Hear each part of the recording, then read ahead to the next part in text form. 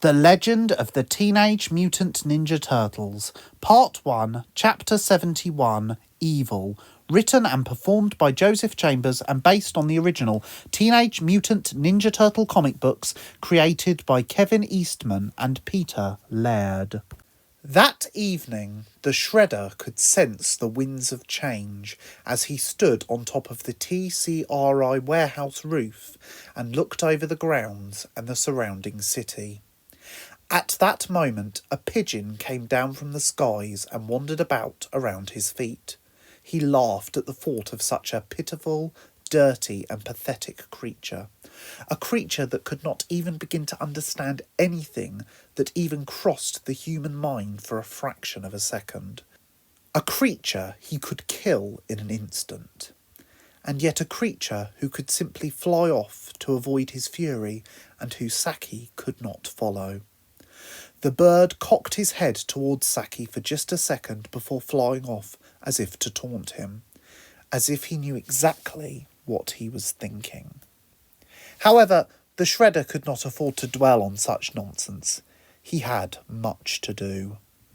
A few hours later, the Shredder joined 7 silhouettes surrounding a large white tent. Inside the tent was a hole in the ground that was the radius of a large merry-go-round and had a depth of just over 15 miles. At the bottom of this hole was the most advanced drill ever to be constructed. It had the appearance of a lorry but without wheels and with a whirling spike at one end. The spike ended with a gap. The gap stored all the dirt and debris that the drill was displacing from the bed of the hole. From the other end of the drill were exhaust pipes that expelled the detritus after it had been converted into a vapour by the machine that was designed to be the exact opposite of a catalytic converter. Rather than taking the toxic products and making them harmless, this was using dirt to create a gas that was deadly to anyone who tried to get even close to the drill in order to deactivate it. Only a few miles to go. The drill should reach Volcano Point and penetrate through the Earth's crust in just over 72 hours, Baxter Stockman confirmed to the Shredder.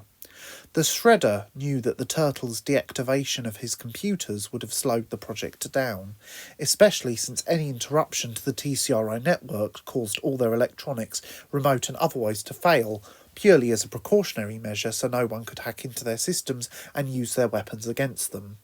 So he nodded reluctantly at the news. He was pretty certain the plan would still work, but he was a little bit concerned that those puny turtles may see him as weak for not staying on time with his own threats. Baxter Stockman went back to his clipboard and examined a nearby monitor. Everything was indeed going to plan. The city would burn in a glorious display of molten rock, and he, the Shredder, and the elites of the Foot would be completely safe underneath a second tent that was adjacent to the first. This was not an ordinary tent. This was Stockman's specially designed W tent. It was made of pure, reinforced tungsten. It had a much higher melting point than the lava's temperature, and as long as they did not touch the sides of the tent whilst inside, they would all survive in one piece. He wouldn't miss the city.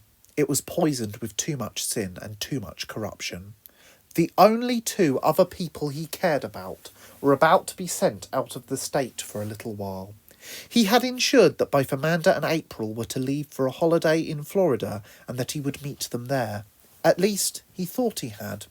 Amanda had recently lost her phone and April had blocked her dad from ever messaging her again, so both were clueless and in potential mortal peril. Meanwhile, outside the tent stood all 5 of the elites as well as Bebop and Rocksteady. The first of these figures was a man of short stature, 3 foot 6 inches to be exact. He was a prime example of someone who never let dwarfism hold him back. He was born to dirt-poor parents but rose to fame for his incredible fighting abilities, which only came about due to having to defend himself from those who prejudged him. Now, no one who knew him dared ever bring up his height, and those who didn't know him yet never did after the first time. He had been known to take down superhero-sized men and women in every competition in every country. He worked for the Foot Clan under one condition. His family were kept out of his work life and got a small fortune for every mission he carried out. True, he had killed people, but at least his family was safe and happy. Not to mention, what they didn't know can't hurt him. His name was Himura Tachi. He was examining and oiling his sais, ready to slay those who disrupted his mission. The second ninja was a woman who looked to be in her mid-40s, but was in fact 90 years old. The woman's full name was Marjorie Ann Felicity Cromwell Smith, but she usually went by the name Obliterator. She was born in the town of Farnham, Surrey, in England, and despite being in America for over 10 years, still had a fully fledged British accent. Like the others in that group, she knew enough martial arts to kill anyone she encountered and had defeated many an opponent, both as competition and in unofficial fights. Despite being over the retirement age, she felt she was still in her prime, and not only that, but wiser than most too. Like Christopher, she was arrogant and loved herself more than she could love anyone else. But unlike him, she was wise enough to know to keep this opinion of herself to herself in order to create allies. The Obliterator was reading an American celebrity gossip magazine and tutting with pity for the people who were actually interested in it. The third of these was a bulky man with a carefully shaped full beard and a ponytail of brown hair.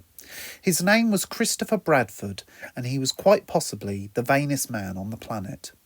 He was rumoured to spend at least 2 hours in the morning looking in a mirror at himself and just thinking, "Oh yeah, baby." However, even after taking this into consideration, he was a black belt in at least 10 martial arts. He had defeated Olympic champions in organised competitions and even ran his own chain of dojos in New York, Rio de Janeiro, Paris, Cairo, Tokyo and Sydney. Christopher, who had let the Obliterator borrow his magazine, was stretching his legs through lunges and several yoga poses, which made him look a little like the Incredible Hulk, crossed with a ballerina. The next of the figures was a middle-aged Japanese woman. Her name was Tang Shen. She did not talk very much, and she was not as enthusiastic about her skills as the others. She tried not to attack or really defend herself against others unless she genuinely felt that her or someone else was in grave danger. She also always seemed constantly distant, as if she was waiting for something. She acted as wife to the Shredder.